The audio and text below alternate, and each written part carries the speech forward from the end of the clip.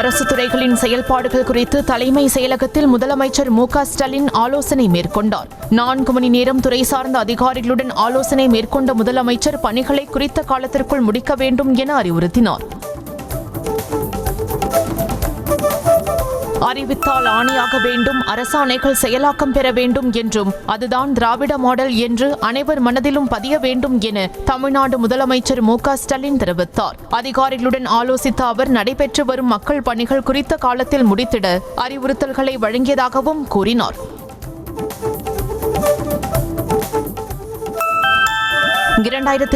சட்டமன்ற தேர்தலுக்கான தமது பிரச்சார பயணத்தை அதிமுக பொதுச் செயலாளர் எடப்பாடி பழனிசாமி மக்களை காப்போம் தமிழகத்தை மீட்போம் என்ற தலைப்பில் கோவை மாவட்டம் மேட்டுப்பாளையத்திலிருந்து தொடங்கினார். தேக்கம்பட்டி வன பத்ரகாளியம்மன் கோவிலில் சாமி தரிசனம் செய்த பின்னர் சுற்றுப்பயணத்தை தொடங்கிய அவர் விவசாயிகளை சந்தித்து குறைகளை கேட்டறிந்தார். திமுக கூட்டணி வைத்தால் பாஜக நல்ல கட்சி, அதிமுக கூட்டணி வைத்தால் மதவாத கட்சியா என எதிர்க்கட்சித் தலைவர் எடப்பாடி பழனிசாமி கேள்வி எழுப்பியுள்ளார். இபிஎஸ்ஸின் தேர்தல் பிரச்சார சுற்றுப்பயணத்தில் பாஜக மாநில தலைவர் நயினார் நாகேந்திரன், எல் முருகன் உள்ளிட்டோர் கலந்து கொண்ட நிலையில் பாஜகவுடனான கூட்டணி குறித்து விளக்கமளித்தார்.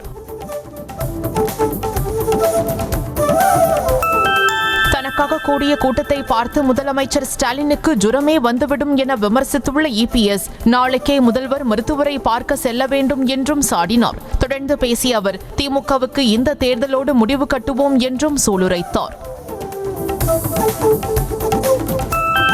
தேர்தல் சுற்றுப்பயணத்தை தொடங்கியுள்ள எடப்பாடி பழனிசாமி யாரிடமிருந்து தமிழ்நாட்டை மீட்கப் போகிறார் என்பதை தெளிவுபடுத்த வேண்டும் என இந்திய கம்யூனிஸ்ட் கட்சி மாநில செயலாளர் முத்தரசன் தெரிவித்துள்ளார். பாஜக என்ற எலிப்பொறியில் மாட்டிக்கொண்டு மீள முடியாமல் தவிக்கும் இபிஎஸ் அவர்களிடமிருந்து தன்னை காத்துக்கொள்ளவே சுற்றுப்பயணத்தை தொடங்கியுள்ளதாக அவர் விமர்சித்தார். திருச்செந்தூர் முருகன் கோவிலில் 15 ஆண்டுகளுக்கு பிறகு குடமுழுக்கு பெருவிழா லட்ச பக்தர்கள் முன்னிலையில் கோலாகலமாக நடந்தது. அப்போது கடற்கரையில் அலைக்கடலென திரண்டிருந்த பக்தர்களின் அரோகரா முழக்கம் விண்ணை பிளந்தது. 300 கோடி ரூபாய் மதிப்பீட்டில் பல்வேறு திருப்பணிகள் நடந்து முடிந்த நிலையில் குடமுழுக்கு விமரிசையாக நடைபெற்றது. செந்தில் ஆண்டவன் கோவில் குடமுழுக்கு விழாவில் பங்கேற்ற மக்களுக்கு ட்ரோன் மூலம் புனித நன்னீர் தெளிக்கப்பட்டது. எல்இடி திரைகள் வாயிலாக கடற்கரையோரம் காத்திருந்து முருகப்பெருமானின் குடமுழுக்கு நிகழ்வை கண்டுகளித்த மக்கள் நன்னீர் பட்டதும் பக்தி பரவசத்தில் அரோகரா முழக்கம் எழுப்பினர். செந்தூர் முருகப்பெருமான் கோவில் திருக்குட நன்னீராட்டு பெருவிழாவில் தர்மபுரம் ஆதீனம் உள்ளிட்ட ஆன்மீக பெருமக்கள் கலந்து கொண்டனர். அமைச்சர் சேகர் பாபு, உயர்நீதிமன்ற மாவட்ட நீதிபதிகள், மாவட்ட ஆட்சியர் இளம்பகவத், கோவில் தக்கார் அருள்முருகன் உள்ளிட்ட ஏராளமானோர் கலந்து கொண்டனர். அமைச்சர் சேகர் பாபு உலர் பழங்களால் ஆன மாலையை கோபுர கலசத்திற்கு சமர்ப்பித்தார். காஞ்சிபுரம் மாவட்டம் வல்லக்கோட்டை சுப்பிரமணிய சுவாமி கோவில் குடமுழுக்கு விழாவில் தடுத்து நிறுத்தப்பட்டதால் அறநிலையத்துறை அதிகாரிகள் மெத்தன போக்காக நடந்து கொண்டதாக தமிழ்நாடு காங்கிரஸ் கமிட்டி தலைவர் செல்வ பெருந்தகை குற்றம் சாட்டினார். 2000 ஆண்டுகளாக இருக்கும் ஒரு பிரச்சனையை ஒரே இரவில் மாற்றிவிட முடியாது என்று வருத்தத்துடன் கூறினார்.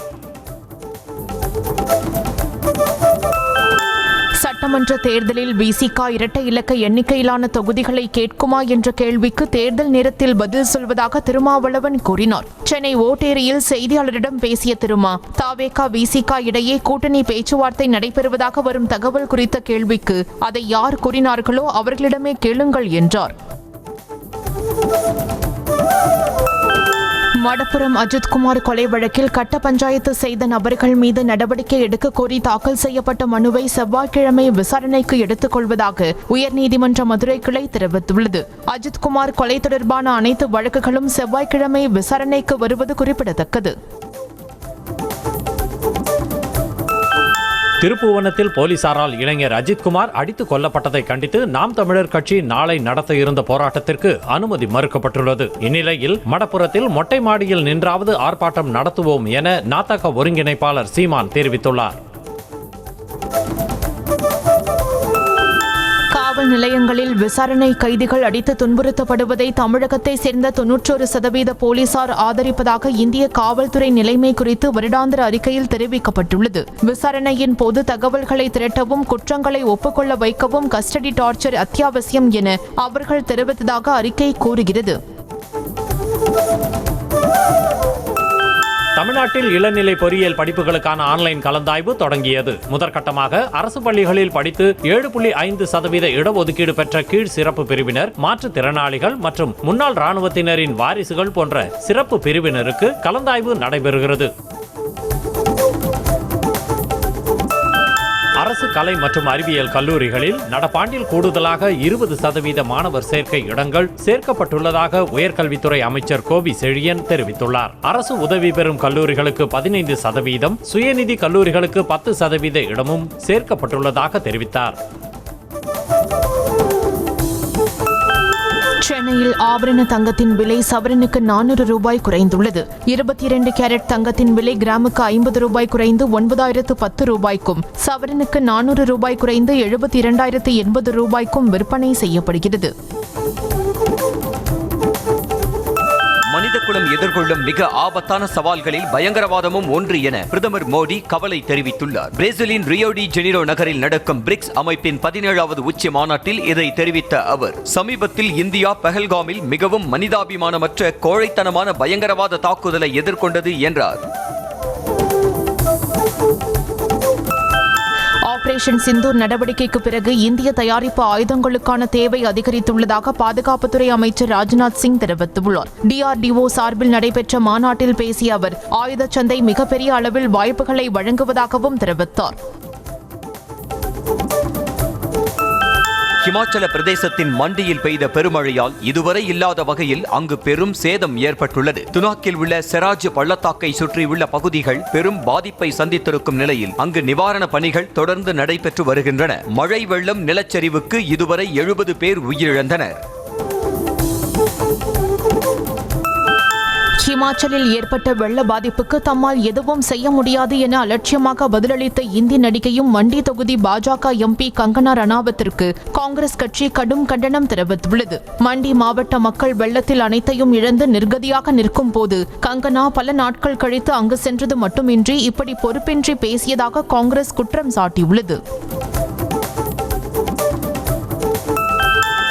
சட்டை அணியாமல் குடிபோதையில் பெண்ணை வசைபாடிய மகாராஷ்டிரா நவநிர்மாண் சேனா நிர்வாகியின் மகனை போலீசார் கைது செய்தனர். நடிகை ராக்கி சாவந்தின் தோழியும் யூடியூப் பிரபலமுமான ராஜ்ஸ்ரீ என்ற பெண் வீடியோ வெளியிட்டதை அடுத்து போதை ஆசாமி கைது செய்யப்பட்டார்.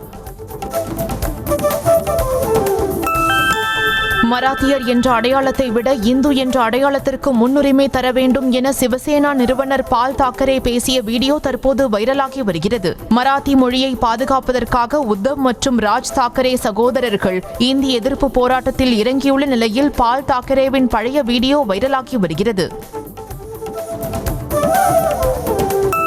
ஆபரேஷன் சிந்தூர் நடவடிக்கையின் போது பாகிஸ்தானுக்கு உளவு பார்த்ததாக கைதான யூடியூபர் ஜோதி மல்கோத்ராவை கேரள அரசு முன்பு சுற்றுலா ப்ரமோஷனுக்காக அழைத்திருந்தது தெரிய வந்துள்ளது. பாகிஸ்தான் உளவாளிகளுக்கு சிவப்பு கம்பளம் விரிப்பதா என்று விமர்சித்துள்ள பாஜக சுற்றுலாத்துறை அமைச்சர் முகமது ரியாஸை பதவி நீக்கம் செய்து விசாரிக்க வேண்டும் என வலியுறுத்தியுள்ளது.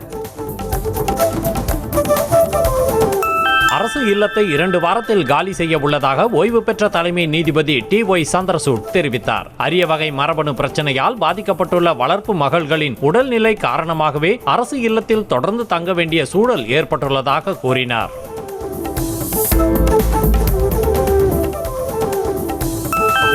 சென்னை தலைமை செயலகத்தில் முதலமைச்சர் மு.க. ஸ்டாலின் காணொலி காட்சி வாயிலாக வீடுகள் மற்றும் கட்டடங்களை திறந்து வைத்தார். பொது மற்றும் மறுவாழ்வுத்துறை சார்பில் பல்வேறு மாவட்டங்களில் உள்ள இலங்கை தமிழர் மறுவாழ்வு முகாம்களில் 38,76 லட்சம் ரூபாய் செலவில் கட்டப்பட்டுள்ள 729 வீடுகளை திறந்து வைத்தார். தமிழ்நாடு முழுவதும் பல்வேறு துறைகளின் கீழ் செயல்பட்டு வரும் பள்ளி கல்லூரி விடுதிகள் இனி சமூக நீதி விடுதிகள் என அழைக்கப்படும் என முதலமைச்சர் மு.க. ஸ்டாலின் அறிவித்துள்ளார். எதிர்கால சமுதாயத்தை சமத்துவ சமூகமாக மாற்றிடும் நோக்கத்தோடு முதலமைச்சர் உத்தரவிட்டுள்ளார். SC/ST மாணவர் விடுதிகளை சமூக நீதி விடுதி என்று பெயர் வைத்து முதலமைச்சர் கேலிக்கூத்தை அரங்கேற்றியுள்ளதாக மத்திய இணையமைச்சர் எல் முருகன் கூறினார். சென்னையில் செய்தியாளர்களை சந்தித்த அவர் SC/ST மாணவர் விடுதிகள் மோசமான நிலையில் உள்ளது என்றும் ஒரு நாளாவது விடுதிகளை முதலமைச்சர் நேரில் சென்று பார்த்துள்ளாரா என கேள்வி எழுப்பினார். ஆட்சிக்கு வந்து 4.5 ஆண்டுகளாகியும் சமூக நீதியை காக்க எந்த நடவடிக்கையும் எடுக்காமல் அதனை படுகொலை செய்துவிட்டு பரிகாரம் தேடுவதற்காக சமூக நீதி விடுதிகள் என முதலமைச்சர் பெயர் சூட்டுவதாக அன்புமணி ராமதாஸ் விமர்சித்துள்ளார். சமூக நீதி என்பது மிகவும் புனிதமான சொல். அதை நீங்களும் உங்களை போன்றவர்களும் உச்சரித்து கொச்சைப்படுத்தாமல் இருங்கள் என அவர் கூறியுள்ளார். இருட்டிலும் இக்கட்டிலும் மாட்டிக்கொண்டிருப்பது எடப்பாடி பழனிசாமி தான் என அமைச்சர் துரைமுருகன் விமர்சனம் செய்தார். வேலூரில் செய்தியாளர்களை சந்தித்த அவரிடம் முல்லை பெரியாறு அணையில் தண்ணீர் திறந்து விட்டும் கால்வாய்கள் தூர்வாரப்படாததால் கடைமடை வரை தண்ணீர் செல்லவில்லை என்று இபிஎஸ் குற்றம் சாட்டியுள்ளாரே என செய்தியாளர்கள் கேள்வி எழுப்பினர். நமக்கான வாய்ப்பு உள்ளது என்றால் எந்த மொழியை வேண்டுமானாலும் கற்றுக்கொள்ளலாம் என அமைச்சர் அன்பில் மகேஷ் கூறினார். சென்னை கோட்டூர்புரம் அண்ணா நூற்றாண்டு நூலக கூட்டரங்கில் பேசிய அவர், செயற்கை நுண்ணறிவு மூலம் குழந்தைகள் நிறைய விஷயங்களை தெரிந்து கொண்டாலும் பள்ளியில் ஆசிரியர் பாடம் நடத்துவது போல வராது என தெரிவித்தார். தமிழகத்தில் நடப்பாண்டு 501 அங்கன்வாடி மையங்கள் மூடப்பட்டதாக வெளியான செய்திக்கு அமைச்சர் கீதா ஜீவன் மறுப்பு தெரிவித்துள்ளார். மாநிலத்தில் தற்போது இருக்கும் 54,483 அங்கன்வாடி மையங்களின் எண்ணிக்கை ஒருபோதும் குறைக்கப்படாது எனவும் அமைச்சர் திட்டவட்டமாக கூறியிருக்கிறார். பாமகவில் ஏற்பட்டுள்ள உட்கட்சி பிரச்சனை குறித்து அமைச்சர் பன்னீர்செல்வம் நகைச்சுவையாக பேசி அனைவரையும் சிரிக்க வைத்தார். தருமபுரி அரசு மருத்துவக் கல்லூரியில் நடந்த பட்டமளிப்பு விழாவில் பாமக எம்எல்ஏக்கள் ஜி.கே. மணி உள்ளிட்டோரை மேடையில் வைத்துக் கொண்டே பேசிய அமைச்சர், ஒரே கல்லில் 2 மாங்காய் என்பார்கள், ஆனால் இப்போது மாங்காவே 2ஆனது என்றார். திமுக இருக்கக்கூடாது என தாவேக தலைவர் விஜயும் நினைப்பதால் தான் இணைந்து செயல்பட வேண்டும் என அழைப்பு விடுத்ததாக தமிழக பாஜக தலைவர் நயினார் நாகேந்திரன் தெரிவித்தார். சென்னை விமான நிலையத்தில் பேட்டி அளித்த அவர், அதிமுக மற்றும் பாஜக இடையே கூட்டணி ஏற்பட்ட நாள் முதல் திமுக பதற்றத்தில் உள்ளது என்றார். உங்களுடன் ஸ்டாலின் திட்டம் வரும் 15ஆம் தேதி தொடங்க உள்ள நிலையில் சென்னையில் முதற்கட்டமாக 6 வார்டுகளில் வீடு வீடாக சென்று விண்ணப்பம் வழங்கும் பணி தொடங்கியது. சென்னை மாநகராட்சியில் 6 வார்டுகளில் விண்ணப்பங்களை தன்னார்வலர்கள், மாநகராட்சி ஊழியர்கள் வீடு வீடாக சென்று வழங்கினர். மேட்டுப்பாளையத்தில் இபிஎஸ் கலந்து கொண்ட நிகழ்வில் கூட்ட நெரிசலை பயன்படுத்தி அதிமுக நிர்வாகிகளிடமிருந்து 2 லட்சம் ரூபாய் பணம் திருடப்பட்டது குறித்து போலீசார் விசாரணை நடத்தி வருகின்றனர். முன்னாள் ஊராட்சி மன்ற துணைத் தலைவர் தங்கராஜ் மற்றும் நெல்லித்துறை ஆனந்த் என்பவரின் பேண்ட் பாக்கெட்டுகளில் வைத்திருந்த தலா 1 லட்சம் ரூபாயை பிக் பாக்கெட் அடித்து சென்றனர். தமிழகத்தில் சாலை மற்றும் மேம்பால பணிகளை மேற்கொள்ள 7,500 கோடி ரூபாய் ஒதுக்கீடு செய்து அரசாணை வெளியிடப்பட்டுள்ளது. மொத்தமாக 3,268 கிலோமீட்டர் தூரத்திற்கு பல்வேறு பணிகளை மேற்கொள்ள நிதி ஒதுக்கீடு செய்து அரசாணை வெளியாகியிருக்கிறது.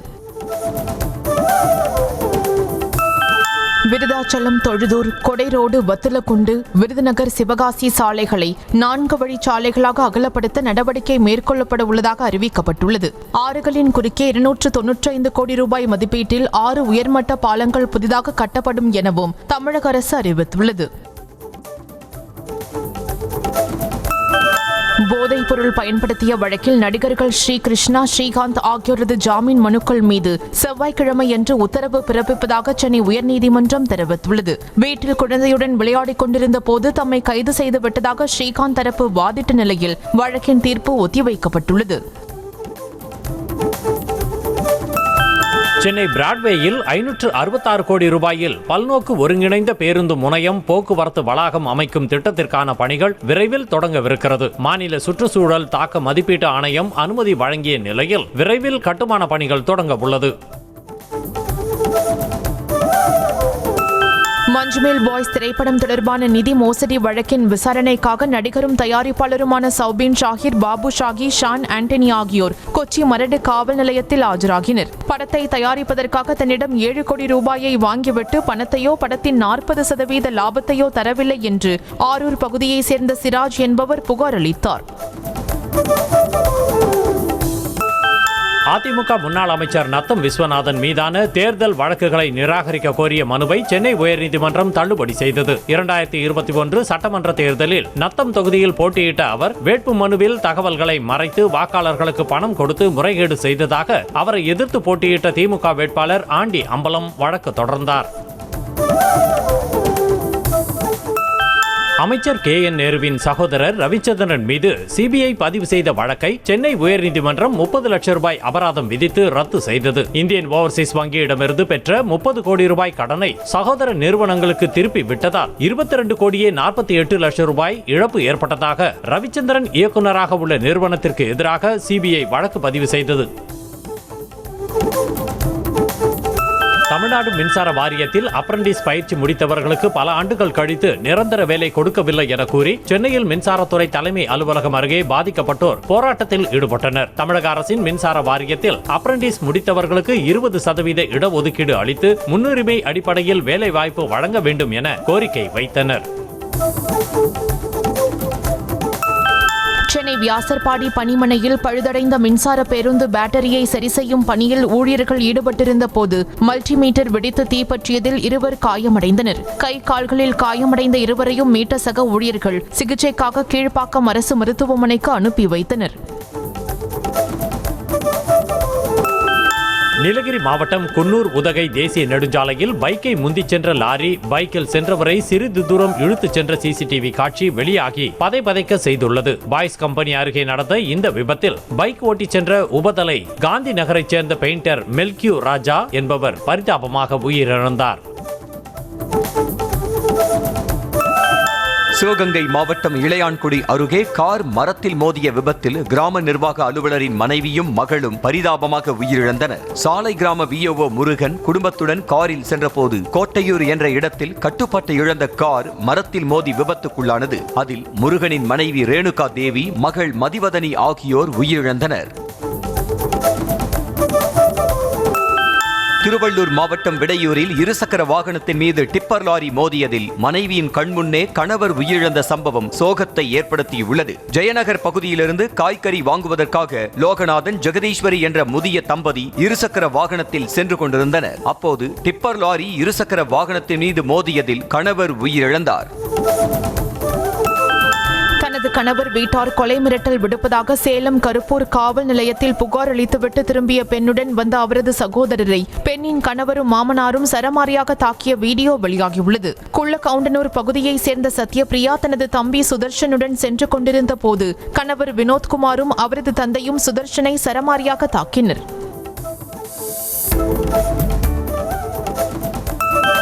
கடலூர் மாவட்டம் ஸ்ரீமுஷ்ணம் அருகே கூடலை ஆற்றூர் ஆற்றில் மணல் அள்ள சென்ற 2 லாரிகளையும் ஆற்றுக்குள் மணல் அள்ளிக் கொண்டிருந்த JCB எந்திரத்தையும் கிராம மக்கள் சிறைபிடித்தனர். லாரி ஓட்டுநர்கள் 2வரையும் கைது செய்து அழைத்து சென்ற போலீசார் JCB எந்திரத்தை மட்டும் அங்கேயே விட்டு சென்றதாக இளைஞர்கள் குற்றம் சாட்டியுள்ளனர்.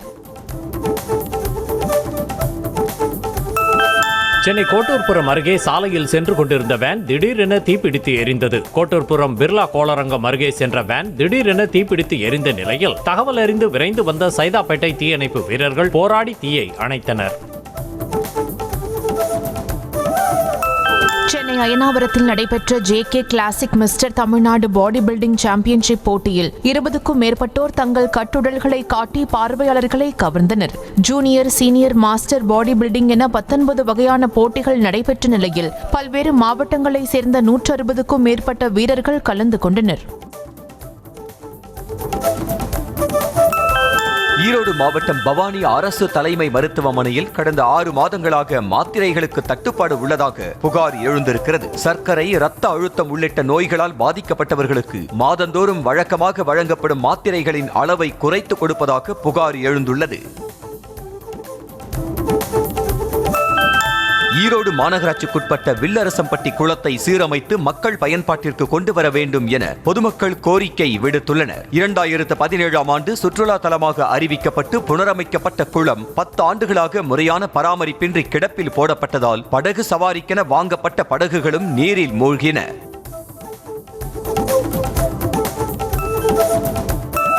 திண்டுக்கல் மாவட்டம் கொடைக்கானல் மலைச்சாலையில் 20 அடி பள்ளத்தில் கார் கவிழ்ந்த விபத்தில் ஒரே குடும்பத்தைச் சேர்ந்த 6 பேர் படுகாயமடைந்தனர். கோவில்பட்டியைச் சேர்ந்த குழந்தைராஜ் என்பவர் குடும்பத்துடன் கொடைக்கானலுக்கு சென்று திரும்பிக் கொண்டிருந்த போது ஓட்டுநரின் கட்டுப்பாட்டை இழந்த கார் 200 அடி பள்ளத்தில் தலைக்குப்புற கவிழ்ந்தது.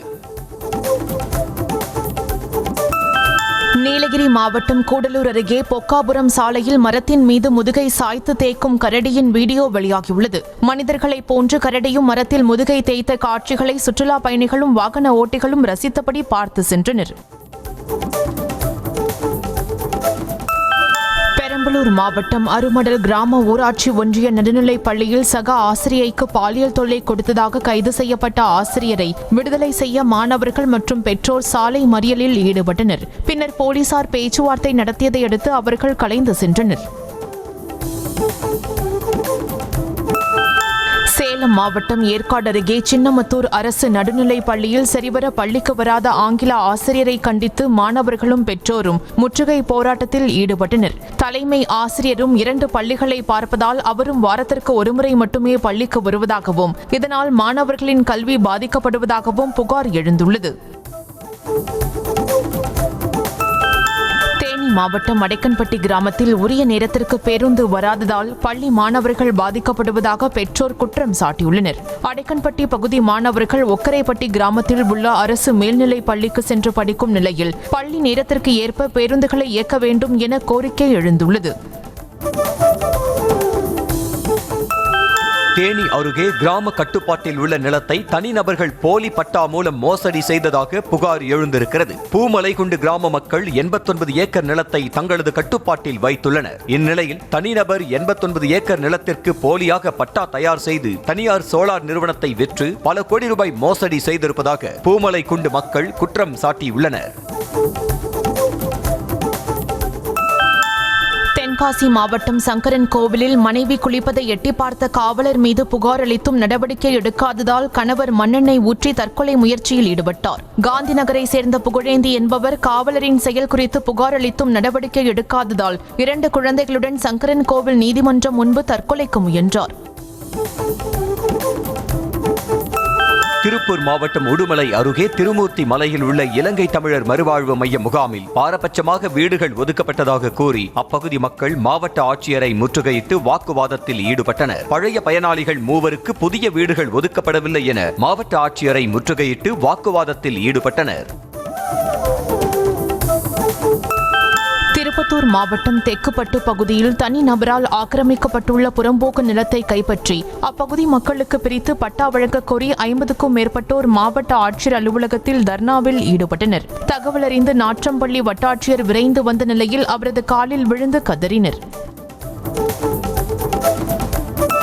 திருவாரூர் அருகே பிறந்து 1 வாரமே ஆன பச்சிளம் குழந்தை தாய்ப்பால் குடிக்கும் போது மூச்சு திணறி பரிதாபமாக உயிரிழந்தது. நன்னிலம் கொல்லுமாங்குடியைச் சேர்ந்த சுகுமாரன் பாத்திமா மேரி தம்பதிக்கு கடந்த 7 நாட்களுக்கு முன்பு பெண் குழந்தை பிறந்தது. அதற்கு தாய்ப்பால் கொடுக்கும் போது குழந்தை மூச்சு திணறி மயங்கி உயிரிழந்ததாக தெரிகிறது. சிவகங்கை மாவட்டம் மடப்புரத்தில் காவலர்களால் கொலை செய்ததாக கூறப்படும் அஜித்குமாரின் குடும்பத்தினரை தேசிய செட்டியார்கள் பேரவை நிறுவன தலைவர் ஜெகநாத் மிஸ்ரா நேரில் சந்தித்து ஆறுதல் தெரிவித்தார். முன்னதாக அஜித்குமார் கொலை சம்பவத்தை கண்டித்து தேசிய செட்டியார் பேரவை சார்பாக கண்டன ஆர்ப்பாட்டம் நடைபெற்றது. கோவை மாவட்டம் ஆனைமலையை அடுத்த ஆழியார் அணையிலிருந்து பாசனத்திற்கு 405 கன அடி உபரி நீர் மலர் தூவி திறக்கப்பட்டுள்ளது. பழைய ஆயக்கட்டில் உள்ள 6400 ஏக்கர் விவசாய நிலத்திற்கு 320 கன அடி உபரி நீரும் புதிய ஆயக்கட்டு பாசனத்திற்கு வினாடிக்கு 85 கன அடி நீரும் அணையிலிருந்து திறந்துவிடப்பட்டது. வடசென்னை காசிமேடு மீனவர்கள் மீது காரைக்கால் மீனவர்கள் தாக்குதல் நடத்தியதாக குற்றச்சாட்டு எழுந்துள்ளது. காசிமேட்டைச் சேர்ந்த சுரேஷ் என்பவருக்கு சொந்தமான விசை படகில் 6 மீனவர்கள் கடலுக்கு மீன்பிடிக்க சென்ற நிலையில் காரைக்கால் மீனவர்கள் வலையை சேதப்படுத்தியதாகவும் அதை காசிமேடு மீனவர்கள் தட்டி கேட்டதால் மீண்டும் தாக்குதல் நடத்தியதாகவும் கூறப்படுகிறது.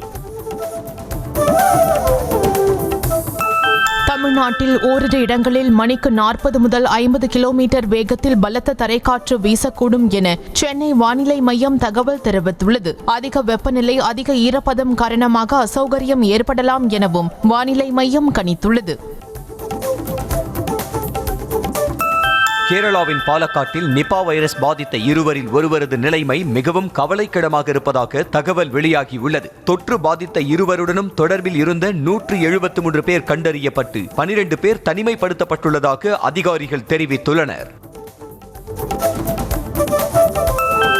பாஜகவுக்கு ஆதரவாக பீகாரில் வாக்காளர் பட்டியலை திருத்தும் சிறப்பு நடவடிக்கையை மேற்கொண்டு வரும் இந்திய தேர்தல் ஆணையம் இதே போன்ற திருத்தத்தை மேற்கு வங்கம் மற்றும் டெல்லியிலும் தொடங்க உள்ளதாக தகவல் வெளியாகியுள்ளது. இந்த 2 மாநிலங்களிலும் கடைசியாக முறையே 2002 மற்றும் 2008 வாக்காளர் பட்டியல் திருத்தம் செய்யப்பட்டது.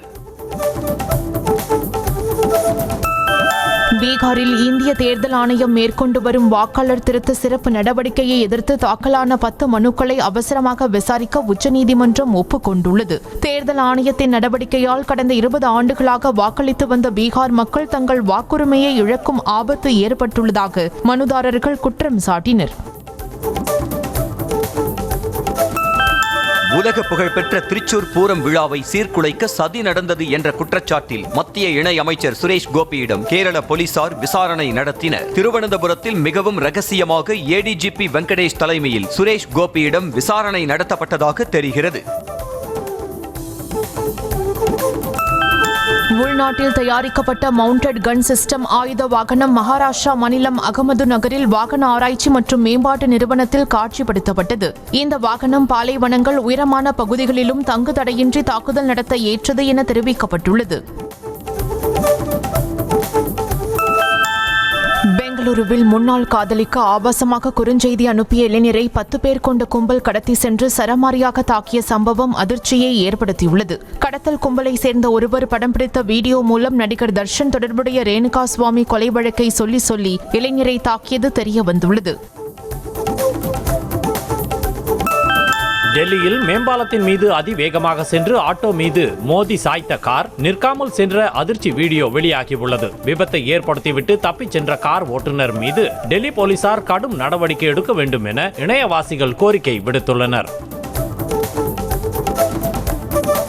2008 மும்பை பயங்கரவாத தாக்குதலின் போது தாம் மும்பையில் இருந்து பாகிஸ்தான் ராணுவத்தின் நம்பிக்கைக்குரிய ஏஜென்ட்டாக செயல்பட்டதாக தாஹாவூர் ராணா மும்பை குற்றப்பிரிவு போலீசாரிடம் வாக்குமூலம் அளித்துள்ளார். லஷ்கர்-ஏ தொய்பா அமைப்பு முதலில் ஒரு உளவு அமைப்பாக துவக்கப்பட்டதாக தாஹாவூர் ராணா தனது வாக்குமூலத்தில் தெரிவித்திருப்பதாக கூறப்படுகிறது. பஹல்காம் பயங்கரவாத தாக்குதலுக்கு பாகிஸ்தான் மீது நேரடியாக குற்றம் சாட்டாமல் தயாரான பிரிக்ஸ் பிரகடனத்தில் இந்தியாவும் கையெழுத்திட்டது மத்திய பாஜக கூட்டணி அரசின் வெளியுறவு கொள்கைக்கு கிடைத்த தோல்வி என அரசியல் பார்வையாளர்கள் தெரிவித்துள்ளனர். ஏப்ரல் 22ஆம் தேதி ஜம்மு காஷ்மீரின் பஹல்காமில் நடந்த பயங்கரவாத தாக்குதலில் 26 பேர் கொல்லப்பட்டதை மிகவும் வன்மையாக கண்டிப்பதாக தெரிவிக்கப்பட்டுள்ளது.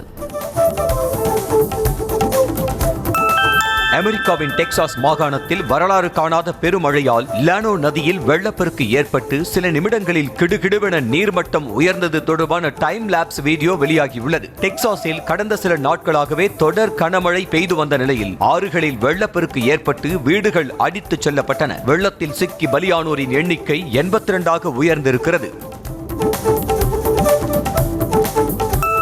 தைவானின் தெற்கு பகுதியில் ஏற்பட்ட டனாஸ் புயலால் 2 பேர் உயிரிழந்த நிலையில் 300க்கும் மேற்பட்டோர் காயமடைந்தனர். புயலால் தெற்கு தைவானில் வரலாறு காணாத மழை பெய்தது.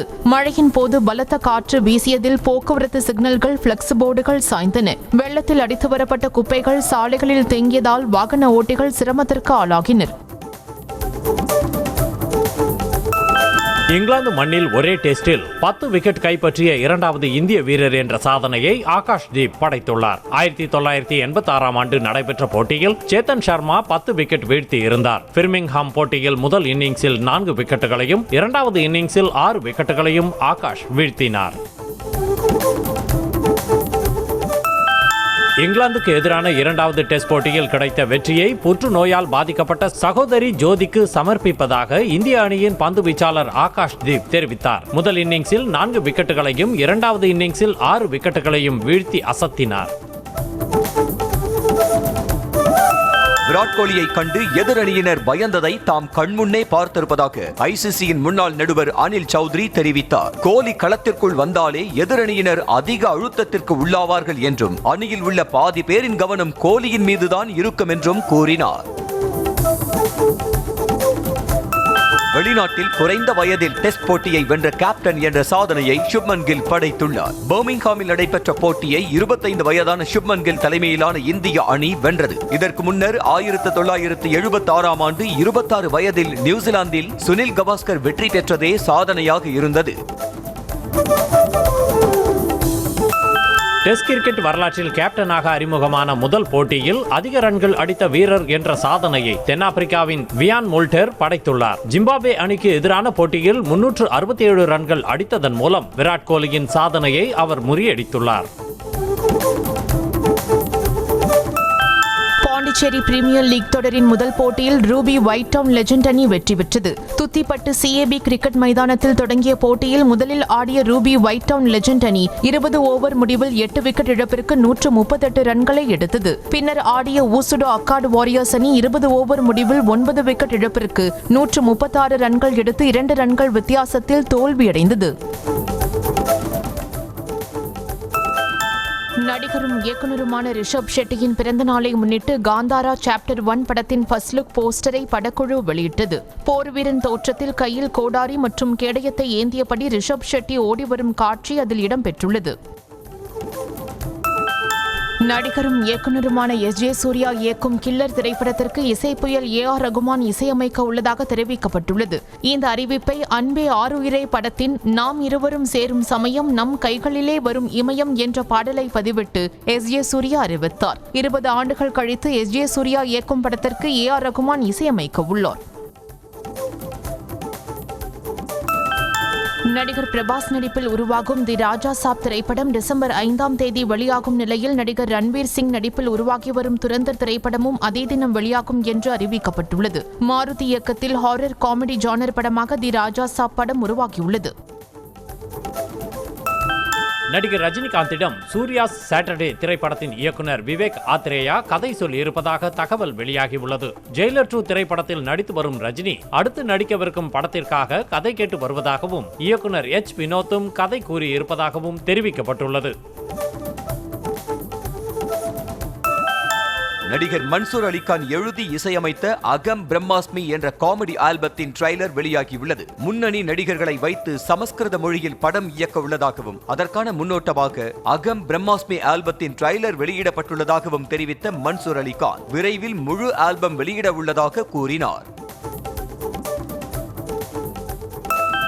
தெலுங்கு இயக்குனர் புரி ஜெகநாத் இயக்கத்தில் விஜய் சேதுபதி நடிக்கும் புரி சேதுபதி திரைப்படத்தின் படப்பிடிப்பு ஹைதராபாத்தில் தொடங்கியதாக படக்குழு தெரிவித்துள்ளது. தபு சம்யுக்தா உட்பட பலர் முக்கிய வேடங்களில் நடிக்க உள்ளதாகவும் விஜய் சேதுபதி மற்றும் சம்யுக்தா கலந்து கொள்ளும் முக்கியமான சண்டை காட்சிகள் தொடர்ச்சியாக படமாக்கப்பட உள்ளதாகவும் தெரிவிக்கப்பட்டுள்ளது.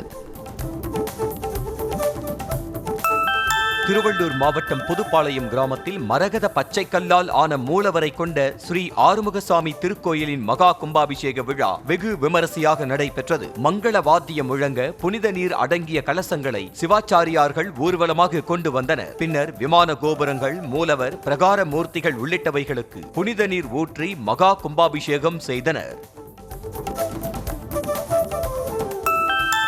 சென்னை மாதவரம் பொன்னியம்மன் மேடு பகுதியில் பாலமுருகன் கோவில் குடமுழுக்கு விமரிசையாக நடைபெற்றது. குடமுழுக்கின் போது கூடியிருந்த பக்த கோடிகள் வெற்றிவேல் முருகனுக்கு அரோகரா, வீரவேல் முருகனுக்கு அரோகரா என்ற அரோகரா கோஷத்துடன் பாலமுருகனை வழிபட்டனர்.